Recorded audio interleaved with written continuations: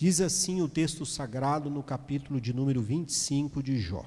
Então Bildade, o Zuíta, respondeu: com Deus estão o domínio e temor, ele faz reinar paz nas suas alturas. Tem números os seus exércitos? Sobre quem não se levanta a sua luz? Portanto, como seria justo o homem perante Deus? Como seria puro aquele que nasce de mulher?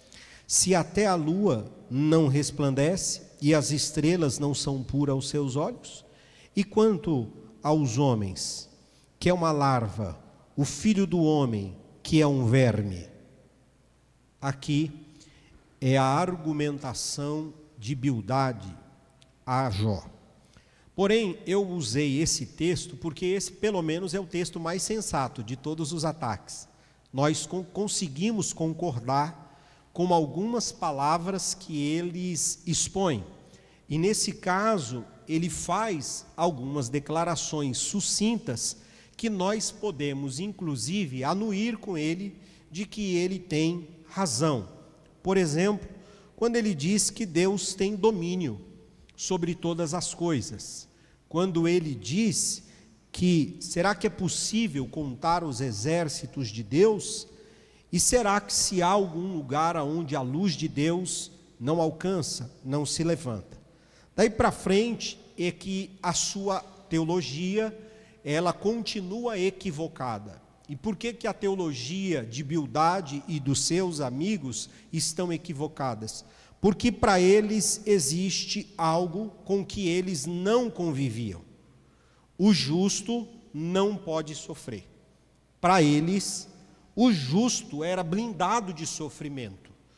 O justo não poderia receber qualquer tipo de sofrimento sobre a sua vida. Para eles, um justo é sempre recompensado pela bênção de Deus. O justo tem o respaldo da bênção de Deus, na teologia dos três amigos de Jó. Essa é uma teologia que ainda ela está em voga. Há pessoas que advogam isso. E eu sempre digo isso para vocês, quando vocês verem, por exemplo, igrejas com campanha assim, ó, se você está sofrendo, entre aqui e pare de sofrer. Isso aí é a teologia dos amigos de Bildade, dos amigos de Jó. Eles não compreenderam o que é o Evangelho, porque eles acreditam que pelo fato de você servir a Deus, de você andar com Deus, Deus tem a obrigação de colocar você numa blindagem sobre todos os acontecimentos ruins que existem na vida. A pergunta é, de acordo com a nossa maturidade, tanto de vida quanto de vida cristã, isso é uma verdade, irmãos? Não, isto não é uma verdade.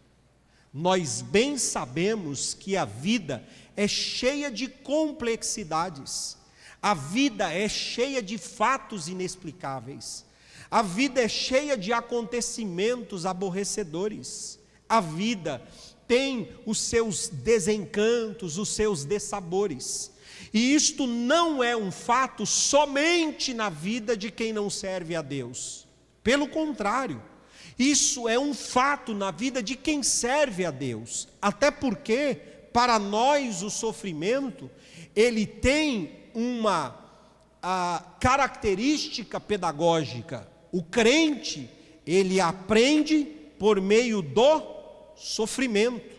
Existe uma pedagogia de Deus que nós recebemos quando estamos no meio da prova. Quantos podemos, numa análise da nossa vida, entender que nós melhoramos diante de um processo? Quando, por exemplo, alguma coisa vem sobre a sua vida, uma enfermidade, um diagnóstico, o nível de oração nosso se eleva.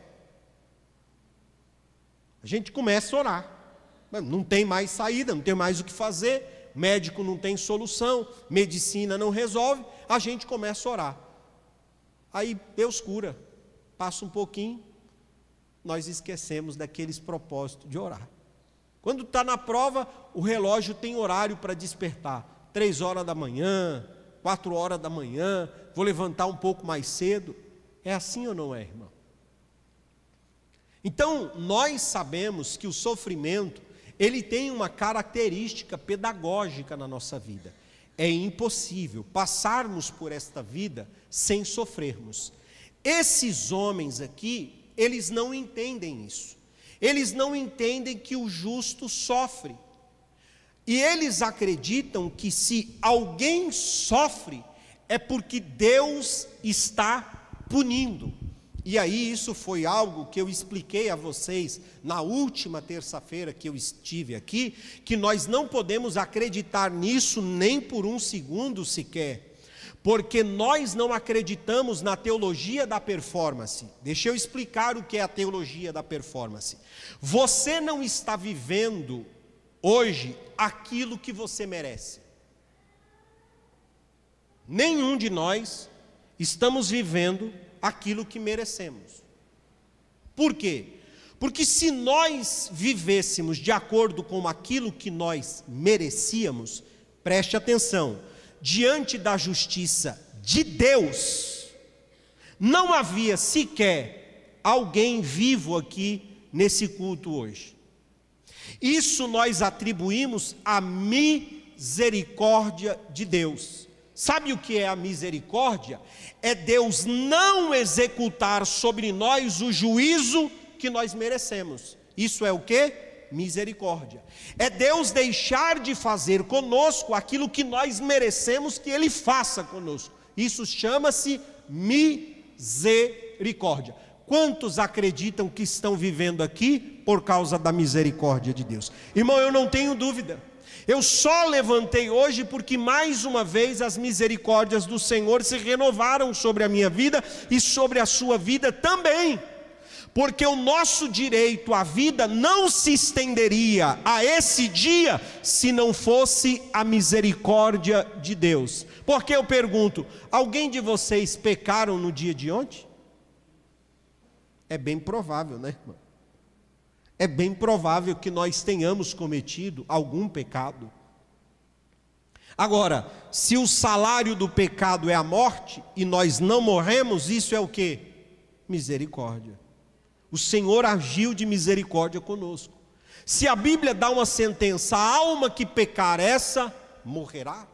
E nós não estamos mortos, nós podemos hoje celebrar as misericórdias do Senhor que estão sobre a nossa vida. O oposto de misericórdia é a graça. A graça é Deus dar a nós o seu favor imerecido. Aí é ir além. Não é só não nos punir, como também nos dar aquilo que nós nem sequer merecíamos. O seu favor, a sua bondade, o seu perdão, a sua graça manifestada em nossa vida. Por isso que a vida cristã não é a teologia da performance. E é claro que com isso eu não estou dando a você a licença para ser um crente relaxado, para andar no pecado. Então se é como diz o apóstolo Paulo, se é desse jeito eu vou viver no pecado? Não, de maneira alguma. Aonde abundou o pecado, superabundou a graça. A partir disso eu tenho motivo suficiente para ter uma vida empoderada pelo Espírito Santo para viver contra o pecado. Só que nós precisamos entender que esses homens não entendiam as coisas desta maneira. E é por isso que eles passaram o livro praticamente inteiro, porque vocês sabem, a síntese desse livro é o seguinte: o capítulo 1 e 2 são eventos dramáticos, do 3 em diante é Jó fazendo seus queixumes a Deus e os amigos acusando eles o tempo inteiro. Então esse período do capítulo do livro de Jó, que envolvem esses capítulos de acusação, eles são penosos na leitura, porque são esses homens acusando Jó do seu pecado e dizendo que Deus é justo e Jó está sofrendo porque ele não é justo. Isso é uma teologia de performance. E eles acusam brutalmente o Jó. ao ponto dele chegar a Jó. Sabe de uma coisa? Vamos resumir esta fala: você não passa de um verme, e é por isso que você está vivendo tudo aquilo que você está vivendo. Deus não errou em mandar uma fatura para a sua casa. Isso que você está enfrentando é a fatura da sua insignificância, isso é a fatura dos seus pecados, isso é porque a sua vida não condiz com aquilo que você discursa. Então eles começam a acusar Jó. Por exemplo, eles dizem que Jó era leviano, que Jó roubava os seus trabalhadores, que Jó não assistia às suas viúvas, que Jó não olhava para o órfão, que Jó não tinha qualquer empatia com a pobreza, que Jó era um homem de injustiça, que os pecados de Jó estavam chegando até a ele, que estavam chegando até os olhos de Deus, e por isso as consequências daquilo que Jó estava vivendo era de fato a mão de Deus pesando sobre Jó. Deixa eu fazer uma pergunta para você. Vocês conhecem pessoas iníquas nos dias de hoje? Sim ou não? Irmão, vamos falar do Brasil? Conhecem pessoas iníquas no Brasil? Olha os políticos da nossa nação. Olha os homens que representam as leis da nossa nação. Olha a força dos homens que têm a caneta, o tanto de injustiça que essas pessoas estão fazendo. Eu pergunto para você: vocês estão vendo alguém ser castigado? Então há algo que nós precisamos entender: Deus não age de acordo com aquilo que nós pensamos e entendemos. E esse é um dilema também do livro de Jó. Porque os amigos de Jó querem entender o que está por detrás da vida de Jó. Eu pergunto: alguém consegue explicar, irmãos, os planos de Deus sobre a vida de alguém? Como explicar os dilemas que um crente passa? Como é que explica um crente fiel desempregado, sofrendo, com boleto vencido, com cobrança, com humilhação? Como é que lida? Eu estou falando de um crente fiel. Não estou falando de gente tranqueira não, porque de tranqueira basta o mundo aí fora. Estou falando de gente crente. Como é que a gente lida com a dor de um crente? Igual, por exemplo, eu pedi oração para uma irmã aqui. Eu conheço a irmã, uma serva de Deus, abnegada, louva ao Senhor com alegria. Está sem poder fazer qualquer movimento desde dezembro, sentada num hospital, impossibilitada de andar. A pergunta é: como é que explica algo como isso? Como é que a gente explica o sofrimento de um crente que teme a Deus? Como é que a gente explica a morte de uma criança, de um filho de um crente?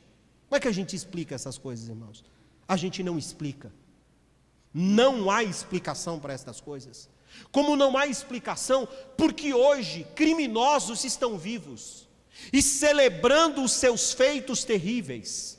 Leia os salmos de Davi, a ira do salmista, quando eles olham para os ímpios, vê a maquinação do mal e o êxito que eles logram com uma vida impiedosa, o conflito que dá na cabeça de Davi e de outros salmistas. Porque nós não sabemos explicar esses mistérios. A vida é um grande mistério. E nós não conseguimos equacionar a nossa vida a uma lógica humana, que foi isso que esses homens não entenderam. Aí eu quero avançar com vocês para o capítulo de número 26.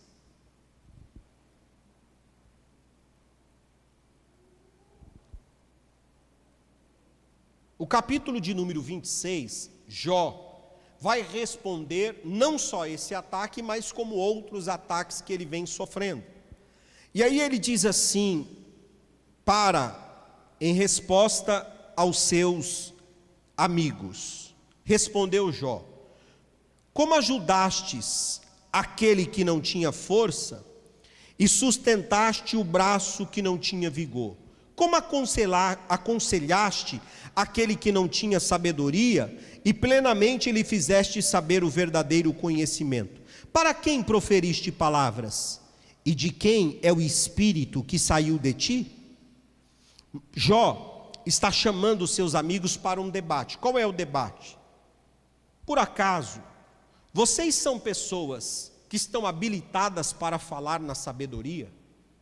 As palavras de vocês, elas mais causam danos do que propriamente traz qualquer conforto para mim. Jó está dizendo para eles: eu sou um peso morto, não há necessidade de vocês baterem em mim. Usem suas palavras para consolações. E aí, eu vou voltar àquilo que eu falei no começo do livro de Jó. Vamos lá. Se você não tem algo para falar a alguém que seja bom, não fale nada. Se você não tem uma palavra para consolar, não seja você alguém que queira explicar o inexplicável, ou acusar de acordo com as suas percepções. Esses homens estão falando, eles estão tendo literalmente um delírio de palavras contra Jó, que não há amparo na realidade. E o Jó está se indignando contra isso. Agora eu avanço com vocês para o capítulo de número 27, e aqui há um grande dilema, porque olha como Jó está colocando Deus. Capítulo de número 27, prosseguiu Jó em seu discurso: tão certo como vive o Senhor, que me negou justiça, e o Todo-Poderoso, que amargurou a minha alma. Vou deixar você decantar a informação. Olha a expressão do Jó: tão certo como vive o Senhor, que me negou a justiça. O Jó está colapsando na sua teologia. E qual é o colapso de Jó? Eu sou justo. Se Deus não está me justificando, Deus está sonegando a justiça, porque eu sou justo. Ok? Eu quero que você leia. A gente está estudando o livro de Jó, então a gente precisa ter calma e você precisa ter entendimento do que nós estamos falando. Presta atenção. O Jó não está fazendo uma blasfêmia, o Jó está falando daquilo que ele entende. Por isso que o texto vai concluir que Jó não pecou no meio do processo. O que o Jó está fazendo é falar algo que ele também não entende. Não é só os amigos de Jó que não entendem, o Jó também não entende. O justo também não está entendendo o que está acontecendo com ele. E ele está dizendo, presta atenção, vou repetir: tão certo como vive o Senhor, que me negou a justiça. Se você está do lado de um crente que teme a Deus, e ele chega para você: ó, eu queria dizer que Deus me negou a justiça, o que você ia fazer com esse irmão? Você está doido, você está delirando, irmão. Deus está sonegando justiça para você? Que negócio é esse? Quem que você pensa que é para dizer que Deus está sonegando a você a justiça? Você está achando que a justiça de Deus é a justiça, é a Suprema Corte do Brasil? Era mais ou menos isso que nós iríamos responder. O Jó está entrando numa crise, porque ele é justo, ele não sai justificado, e logo ele entende: Deus está me sonegando a justiça. Alguém precisa me defender. Sabe, na verdade, é que quando nós olhamos para o livro de Jó, Jó, ele tem, na sua poesia do seu livro, ele tem um sentimento que só consegue perceber ele quem é um leitor da Bíblia. Quem é o leitor da Bíblia vai perceber que o livro inteiro de Jó, Jó está procurando por Jesus. O livro inteiro de Jó há uma procura por Jesus, pela pessoa de Jesus, pelo que Jesus representa. Por exemplo, quando Jó, ele disse: eu queria sentar com Deus, mas não seria possível, porque se eu sentasse com ele, certamente eu seria esmagado, mas eu gostaria de sentar com ele e expor a minha causa. O que Jó está pedindo? Eu queria um intercessor, mas eu não tenho intercessor. Quem é que intercede por nós? É Jesus. Jó, ele está procurando por Deus, ele está procurando por Jesus, para poder explicar os seus dilemas, só que ele ainda não conhece essa verdade. E ao fazer esta declaração, o Jó está aborrecendo os ouvidos daqueles que são radicais teológicos. E aí, eu estou aproveitando o livro de Jó para refinar a minha maneira de abordar os eventos da vida. Porque às vezes nós somos muito radicais na nossa teologia. E eu vou dizer assim, por quê? Porque nós queremos ter um zelo maior do que aquele que nós deveríamos ter.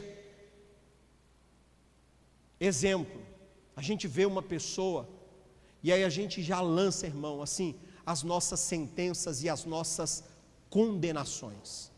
A gente não consegue olhar e tentar isentar as pessoas. Não, a gente já atribui alguma culpa que a gente entende que aquela pessoa tem sobre a sua vida. Isso é uma teologia que a gente procura justificar os meios. E eu repito, a vida nem sempre é assim. Versículo de número 3, o Jó está dizendo, e os amigos de Jó estão escutando: enquanto em mim houver alento e sopro de Deus no meu nariz, preste atenção, não falarão os meus lábios iniquidade, nem a minha língua pronunciará engano, jamais admitirei que tendes razão, até que eu expire, não negarei a minha integridade, a minha justiça me apegarei, e não alargarei, não me reprovará a minha consciência enquanto eu viver. Olha a maneira que Jó está tratando com os inimigos, com os seus amigos que se tornaram inimigos. Eles estão acusando Jó, eles estão numa teologia dizendo: Jó, Deus não trata as pessoas assim sem motivo.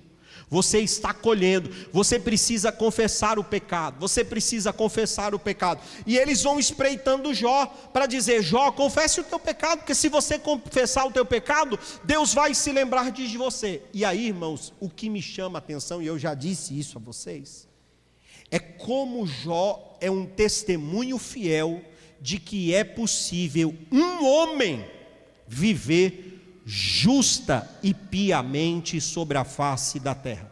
Você acredita que Jó tem a coragem de dizer para eles o seguinte: olha, enquanto houver fôlego de vida em mim, eu não vou confessar aquilo que eu não fiz, porque eu sei da minha integridade até aqui.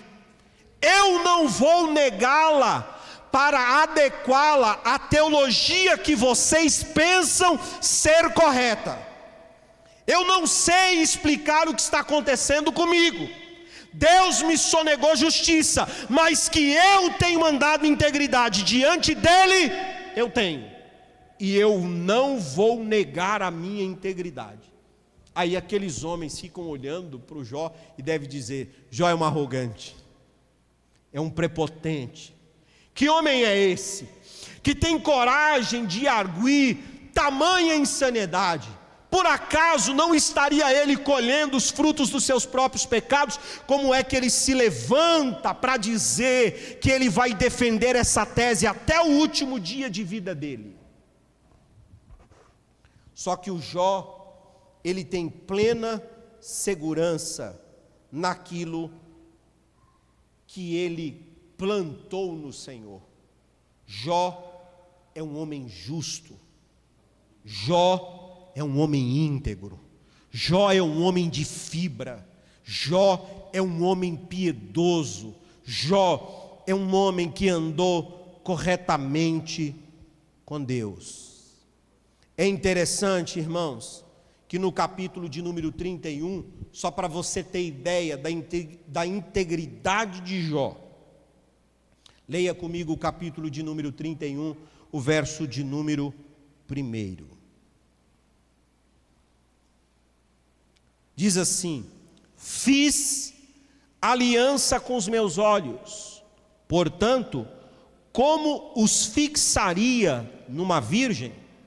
Vocês sabem que o homem, o ser humano, ele tem muitas formas de ser tentado.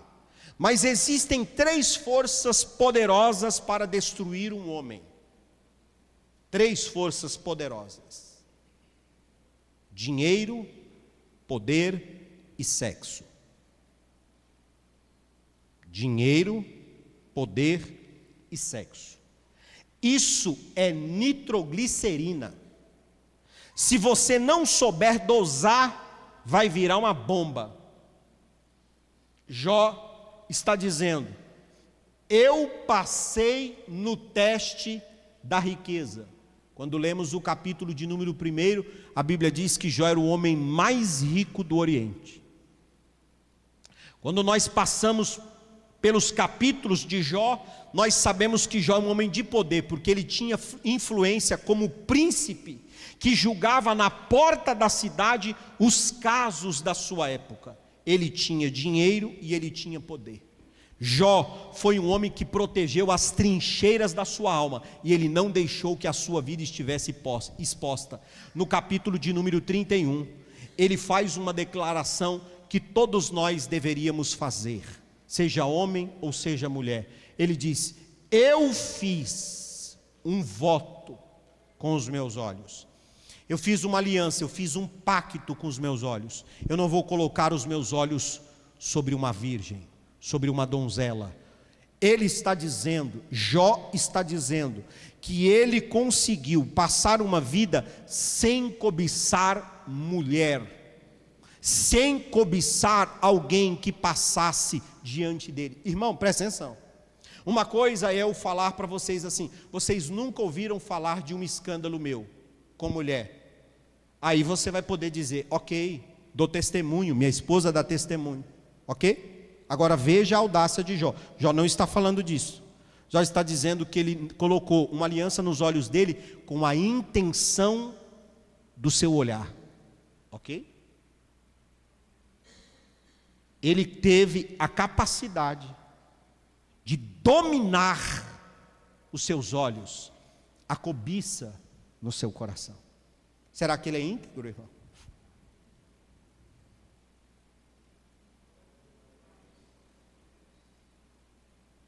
E tudo isso está aqui como testemunho para mim e para você, que é possível viver uma vida justa e santa na presença de Deus. É possível. O Jó está aqui dando testemunho. Olha só, verso de número 2: pois que porção tem um homem da parte de Deus lá de cima, e qual é a sua herança do Todo-Poderoso lá das alturas? Não é a ruína para os perversos e o desastre para os que praticam a iniquidade? Não vê ele os meus caminhos e não conta os meus passos? Verso 5: se andei em falsidade, e se o meu pé se apressou para o engano? Verso 6, este é um dos versículos mais terríveis que se tem na Bíblia, preste atenção: pesa-me Deus em balanças fiéis, e conhecerás a minha integridade, a minha sinceridade. Que oração é essa, irmão, que um homem pode fazer? Presta atenção, ele não está pedindo para que homens venham avaliá-lo. A avaliação do homem pode ser completamente equivocada. Nós nos equivocamos. Jó está dizendo: Deus, ponha-me na sua balança e pesa aí a minha integridade, e veja se em algum momento eu me desviei. Olha o versículo de número 7: se os meus passos se desviaram do caminho, se o meu coração seguiu os meus olhos, e se as minhas mãos se tornaram imundas, então semeei eu. Então ele disse assim, como consequência: então semeei eu, e outro coma, e seja o produto das minhas colheitas arrancado. Se o meu coração se deixou seduzir por uma mulher, ou se andei rodando à porta do meu próximo. Olha o nível de integridade de Jó. Jó faz essa grande defesa diante de Deus. E eu preciso caminhar para concluir com vocês esse momento da vida de Jó. Qual é o grande colapso que Jó tem? Jó tem um colapso, e o colapso de Jó é este: ele não consegue enxergar Deus no meio de tudo aquilo que ele está vivendo. Deus faz silêncio para Jó. Deus não responde a Jó. Deus não se manifesta. Deus não defende a Jó no meio deste vendaval. Parece para Jó que Deus está fora de cena, que Deus não aparece no meio dessa tragédia. E se você ler o livro de Jó, você vai realmente entender isso. Nós temos o diagnóstico final dessa história, nós temos a conclusão dessa história, mas Jó não tem o capítulo 42 desta história, ele não tem a conclusão daquilo que ele está vivendo, ele não tem a leitura que nós temos do seu livro, ele apenas está vivendo o seu momento delicado, o seu momento inexplicável, o seu momento de dor, o seu momento de angústia, e ele não encontra o respaldo de Deus sobre a sua vida. E a grande questão é: será que o crente vive momentos assim, irmãos? Será que nós vivemos momentos em que nós não conseguimos perceber Deus, que o silêncio de Deus é absoluto? Será que nós vivemos um momento em que tudo que nós desejamos é que Deus faça uma defesa, uma única defesa ao nosso respeito, e Deus se silencia por completo e não traz qualquer argumentação favorável ao nosso respeito? E tudo isso faz com que haja em nós uma desestruturação da nossa teologia e da nossa fé. É por causa disso que Jó se angustia, é por causa disso que Jó entra num processo de frustração, e a tristeza começa a fazer parte do livro de Jó, porque ele clama e não tem resposta, ele pede e ele não tem qualquer manifestação divina sobre a sua vida. Isto é o que nós chamamos de silêncio de Deus. E deixe-me dizer, pode ser que eu esteja falando com irmãos que estão vivendo o silêncio de Deus.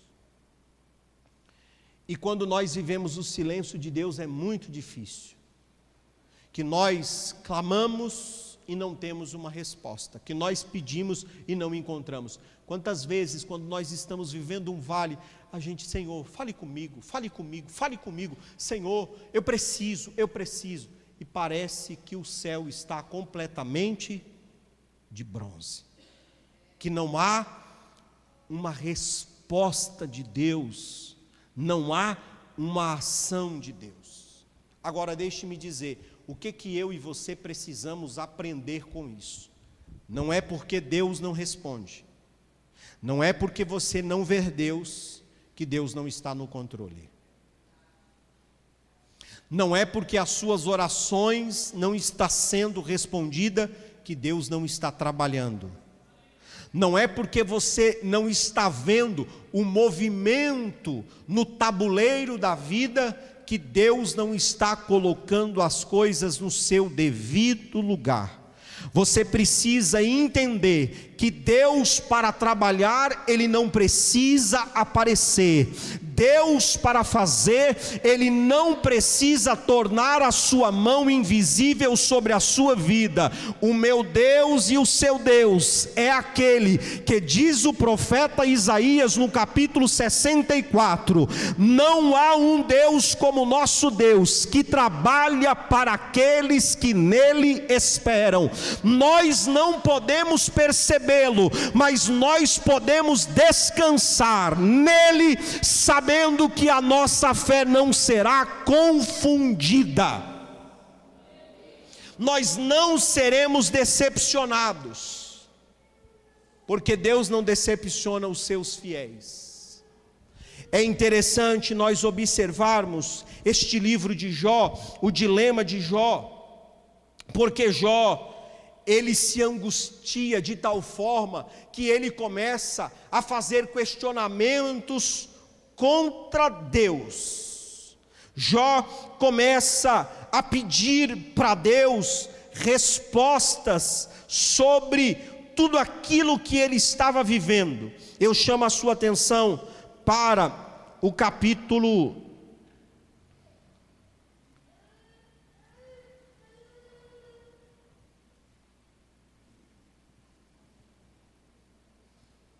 para o capítulo de número 31.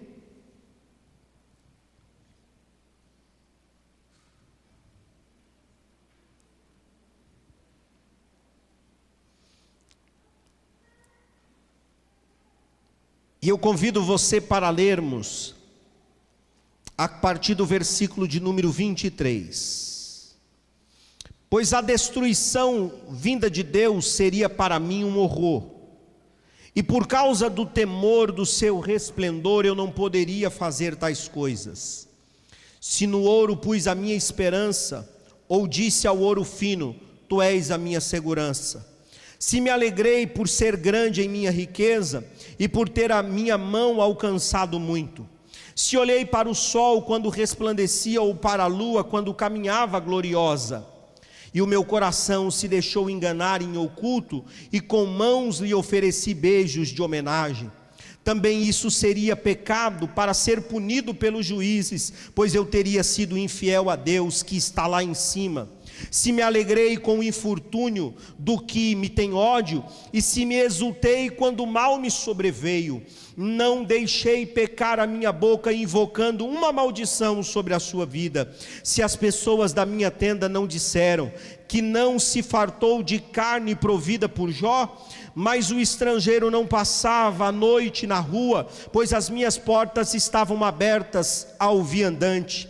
Se como homens encobri o meu pecado, ocultando minha culpa no coração, porque temia a multidão e tinha tanto pavor do desprezo das famílias, que me calei e não saí da porta. Ah, quem me dera alguém que me ouvisse. Eis a minha defesa, que o Todo-Poderoso me responda, que o meu adversário escreva a sua acusação. Por certo que levaria sobre o meu ombro, sobre mim, eu a ataria como coroa, eu lhe daria conta dos meus passos, como príncipe me chegaria a ele. Se a minha terra clamar contra mim, e se os meus sulcos se molharem de lágrimas, se comi a sua novidade sem dinheiro, e quebrantei o meu espírito dos seus donos, por trigo me produza cardos, e por cevada joio.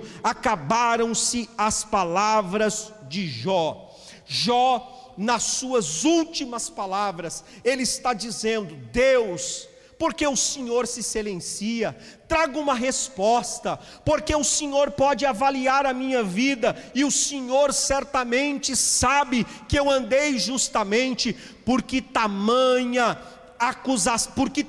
situação está pesando sobre mim. Senhor, aonde está a tua justiça? Aonde está a tua resposta sobre a minha vida? E Deus simplesmente não responde Jó em nenhuma das suas indagações. Jó não consegue perceber Deus no meio desse vendaval. E aí é interessante, e é com isso que eu quero finalizar com os irmãos, que todos nós podemos passar por momentos assim, de um verdadeiro colapso da nossa fé, de não encontrar em Deus respostas, explicações. Agora eu vou dizer algo para você. Eu disse isso em uma outra fala e vou falar em outro sentido. Primeiro, Deus não tem obrigação com ninguém. Ok? Eu já falei isso uma vez e eu vou deixar você processar de novo. Deus não tem obrigação com ninguém. Deus tem obrigação com o justo? Não, Deus não tem obrigação com ninguém. Quem é justo diante de Deus? Ele não tem obrigação nem sequer com justo. Tem outra coisa que Deus não tem obrigação. Deus não tem obrigação de explicar nada na nossa vida. E eu vou dizer uma coisa para você. Eu vejo de vez em quando os crentes falando: não, você vai entender, eu acho que nós vamos para a eternidade, mas nós vamos ficar sem entender um monte de coisa, inclusive lá.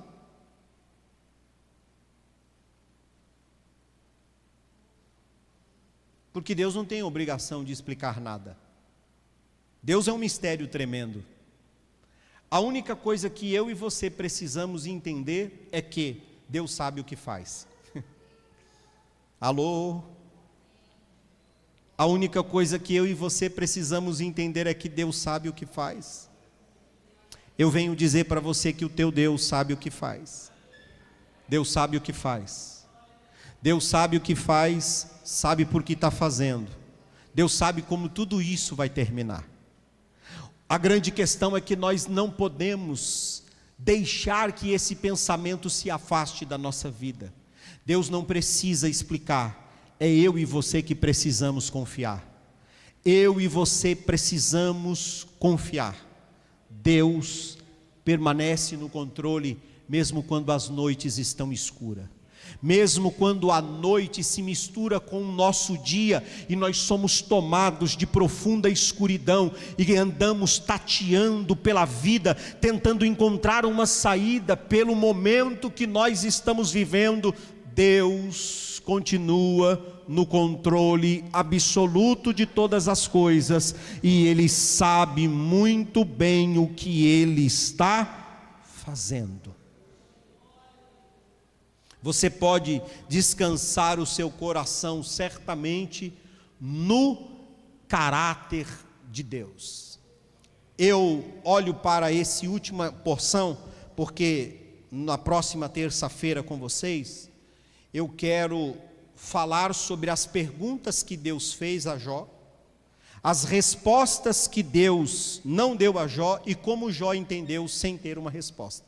E aí nós encerramos a nossa passagem pelo livro de Jó. Aqui, nesse capítulo de número 31, se encerrou as palavras de Jó. Jó deixa de falar. E aqui vai continuar acusações pesadas sobre Jó.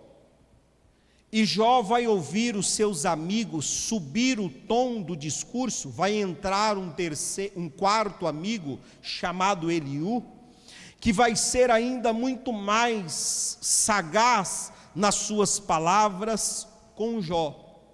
Mas a grande beleza de tudo isso é que quando passa toda essa tempestade de acusação contra Jó, o silêncio dos céus vai se romper. Deus vai falar com Jó. E aí, é com isso que eu quero dizer, vem terça-feira, porque Deus vai falar com Jó. E nós vamos ouvir Deus falar com Jó. E como que Deus fala com Jó? A maneira que Jó fica estarrecido. Tem algumas coisas que nós podemos antecipar a vocês. Jó pede resposta para Deus. Deus não responde uma pergunta de Jó. E Deus faz algumas perguntas para Jó, que Jó não tem nem sequer como explicá-las. Mas após passar por tudo isso, Jó entende. E o que Jó entende é suficiente para ele concluir esse livro dizendo: bem sei eu que tudo podes, e que nenhum dos teus planos podem ser frustrados. O que Deus decidiu fazer, Ele vai fazer, só que escute bem, o que Deus faz, Ele faz bem feito.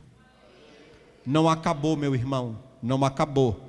Espere o que Deus está concluindo, porque quando Ele concluir, você vai poder celebrar com alegria, assim como Jó também teve a alegria de celebrar, ao entender o que Deus fez.